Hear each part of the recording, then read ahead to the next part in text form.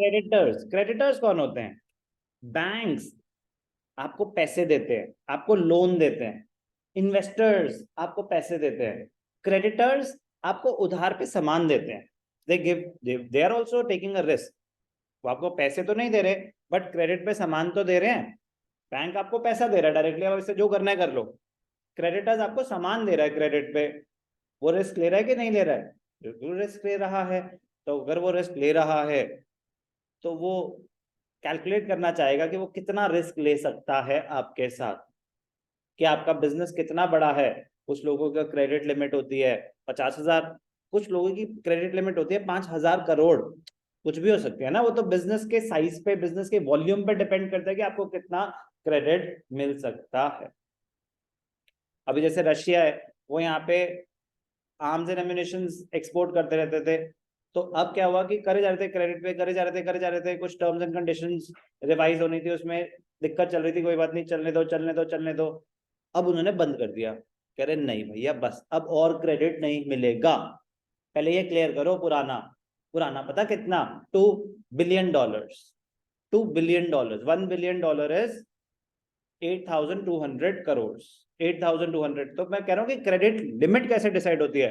तो डिपेंड करता है ना कि आप किसके साथ डील करें, वो डिपेंड करता है आपकी फाइनेंशियल पोजीशन पे।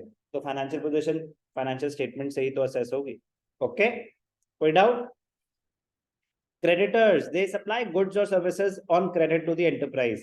They assess financial position from the final accounts. Final accounts क्या होते हैं सर? ये तो एक नई टर्म आ गई। फाइनेंशियल स्टेटमेंट्स को फाइनल अकाउंट्स भी बोलते हैं। फाइनेंशियल स्टेटमेंट्स को फाइनल अकाउंट्स भी बोलते हैं। What is the end product of accounting? Correct, financial statements. Income statement and position statement collectively financial statements, they are the end product of accounting. Final accounts भी बोलते हैं उनको, लिख देता हूं मैं।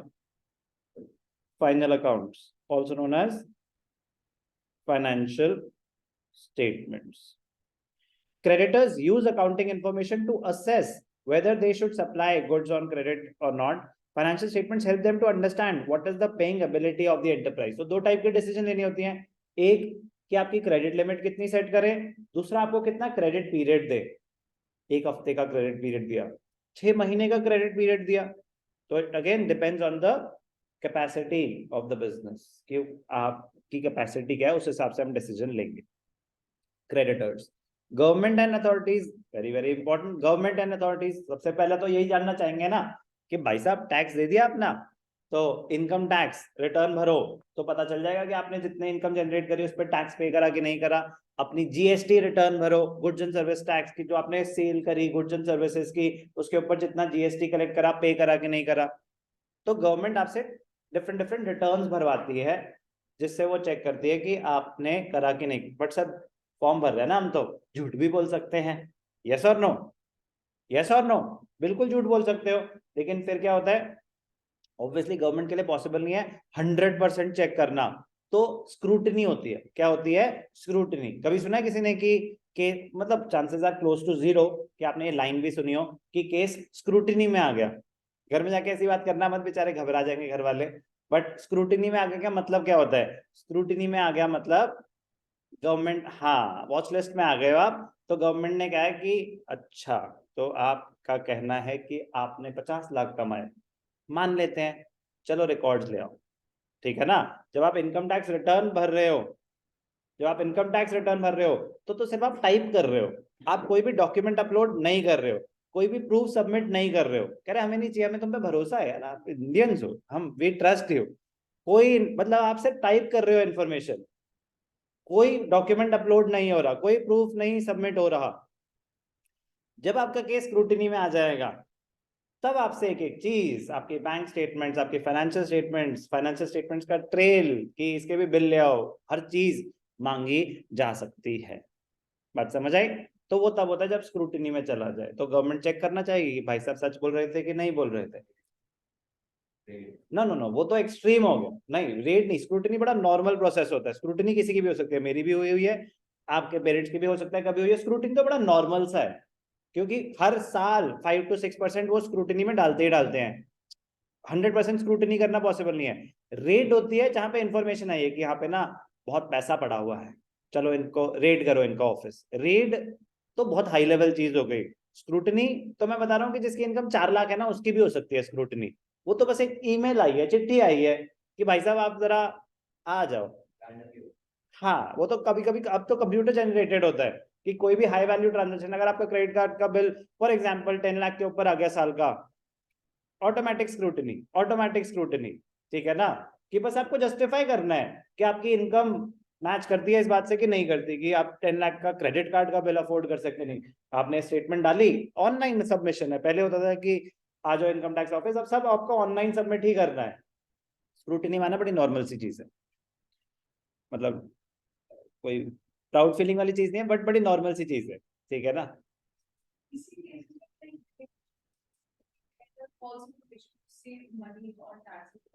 हाँ, मतलब टैक्स की चोरी कहेंगे, सेव नहीं, टैक्स की चोरी। ठीक है ना, टैक्स इवेजन, टैक्स इवेजन। तो टैक्स इवेजन कैसे होगी? आप अपने एक्सपेंसेस ज्यादा इन्फ्लेटेड एक्सपेंसेस दिखा रहे हो, अपना रेवेन्यू कम दिखा रहे हो, अंडर स्टेटमेंट ऑफ रेवेन्यू। तो कोशिश होती है, पकड़े गए तो पकड़े गए, बाकी तो कह रहे जब पकड़े जाएंगे तो देख लेंगे।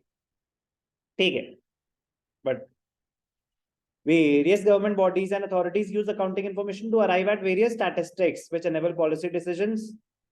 तो एक तो हो गया आपका टैक्सेस आपने सही से भरे कि नहीं भरे। दूसरा कह रहा हमें पता है कितनी सारी बड़ी बड़ी रिस्पॉन्सिबिलिटीज हैं, हमें डिसीजंस लेनी होती हैं। हम जानना चाहेंगे कि हमारे नेशन की इनकम कितनी है, नेशन की इनकम, जीडीपी कितना है। तो उसके लिए हमें आप सबकी इंफॉर्मेशन चाहिए। तो इंडिविजुअली सब रिटर्न सबमिट करेंगे, डेटा प्रोवाइड करेंगे, तभी तो वो कंसोलिडेट करके पता चलेगा कि एक नेशन की इनकम कितनी है, जीडीपी ग्रो कर रहा है कि नहीं कर रहा। The government needs financial statements of enterprise to compile information regarding national income, total income of the country. This helps them in taking or making policy decisions. The government levies various taxes on enterprises to assess whether the correct amount of taxes have been paid by the enterprise or not. The government authorities need the financial statements of the enterprise. ठीक है ना? Government and authorities, public बड़ा ही useless point है, but exist करता है तो हमें पढ़ना तो पड़ेगा ही। पब्लिक जानना चाहती है कि आपने हमारे लिए आज तक करा ही क्या है, आपने हमारे लिए आज तक करा ही क्या है। तो एक सेगमेंट होता है कॉर्पोरेट सोशल रिस्पॉन्सिबिलिटी। कह रहे जो बड़े बड़े बिजनेस हाउसेज हैं, कह रहे इतना पैसा कमा रहे हो, कुछ तो give it back to the society. तो क्या करा है आपने? क्या आपने हमारे लिए कोई पार्क बनाया? क्या आपने हमारे लिए कोई रोड मेंटेन कर रहे हो?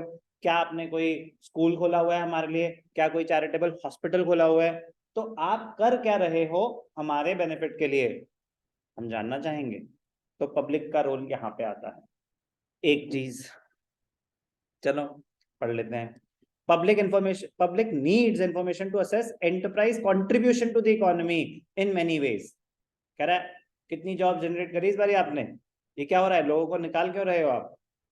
ना यूजलेस पॉइंट, बट है amount spent as corporate social responsibility. Public is also interested in the financial information of an enterprise to be aware about the changes in the management. कौन है आजकल आपके board of directors में? They want to know, खाली बैठे हैं तो they want to know. Public is also concerned whether the enterprise is performing its duties towards keeping the environment clean or not. कि आप प्रॉफिट्स कमाने के चक्कर में एक्सप्लॉइट तो नहीं कर रहे एनवायरनमेंट, मिसयूज तो नहीं कर रहे। जैसे कि केमिकल फैक्ट्रीज होती हैं तो उनका डिस्चार्ज कहाँ जा रहा है, कहीं वो नियर बाय रिवर्स में तो नहीं मर्ज हो रहा है। तो they want to know, public. Okay, last point, researchers scholars हो सकते हैं, जो सर्वेस कर रहे हैं वो हो सकते हैं, अकाउंटिंग बॉडीज हो सकती हैं जो रिसर्च कर रही हैं कि हमें पॉलिसीज में क्या क्या चेंजेस लाने चाहिए, लॉ में क्या क्या चेंजेस लाने चाहिए, क्योंकि हमारे तो सालों साल पुराने लॉज होते हैं। कंपनीज एक्ट अभी कब अमेंड हुआ, हमें क्या पता सर, मैं बता देता हूँ। कंपनीज एक्ट अमेंड हुआ 2013 में, कंपनीज एक्ट अमेंड हुआ 2013 में। उससे पहले कौन सा चल रहा था? 1956 का कंपनीज एक्ट चल रहा था। पार्टनरशिप एक्ट पता है कौन सा चल रहा है अभी? 1932। तो मतलब अभी लेटेस्ट है ये सब लॉज। पॉइंट तो रिसर्चर्स का काम है उसमें चेंजेस लाना, अमेंडमेंट्स लाना। तो ऐसा नहीं कि चलो लॉ तो वही चल रहा है, बट उसमें जो माइनर चेंजेस है उनको बोलते हैं अमेंडमेंट्स। क्या बोलते हैं उनको? Amendments, changes in the law to meet current requirements, to meet current requirements. कि वही एक्टिविटीज होती हैं जो पहले 50 साल पहले होती थी, नहीं, नॉट एट ऑल। अब बिल्कुल ही नए टाइप के खर्चे हो सकते हैं, तो उनके अकाउंटिंग करने के लिए चेंजेस आते हैं। Researchers are the people and organizations who use accounting information for research purpose. Researchers need accounting information to assess current accounting practices, their improvement, alignment with the evolving world. IFRS क्या है ये? International, Anushka 2, अच्छा मैं अकेला ही हूँ, ठीक है। International financial reporting standards, बस एक एग्जांपल दे रहा हूं। इंडिया में क्या होता है? IAS, Indian accounting standards, Indian accounting standards. India में कौन स्टैंडर्ड्स ये इशू करता है? Issued by ICAI, institute of chartered accountants of India. तो अब क्या हो रहा है कि अब फॉरेन इन्वेस्टमेंट बढ़ती जा रही है, अब फॉरेन इन्वेस्टमेंट बढ़ती जा रही है, फॉरेन कोलैबोरेशंस बढ़ती जा रही है, MNCs बढ़ती ही जा रही हैं। तो जो हमारी अकाउंटिंग है वो सिर्फ और सिर्फ इंडियन यूजर्स के पॉइंट ऑफ व्यू से नहीं बननी चाहिए, ग्लोबल यूजर्स के पॉइंट ऑफ व्यू से बननी चाहिए। तो जो भी चेंजेस आ रहे हैं ग्लोबल एक्सेप्टेबिलिटी के पॉइंट ऑफ व्यू से, आपको कुछ अमेंडमेंट्स करनी पड़ेंगे। तो ये सब कौन? रिसर्चर्स का काम है ये बताना कि इसमें क्या क्या चेंजेस आए, so that we can align with the evolving world. For example, new accounting standards are framed and existing ones are modified in accordance with the practical scenarios. तो क्या थे ये? External users of accounting information.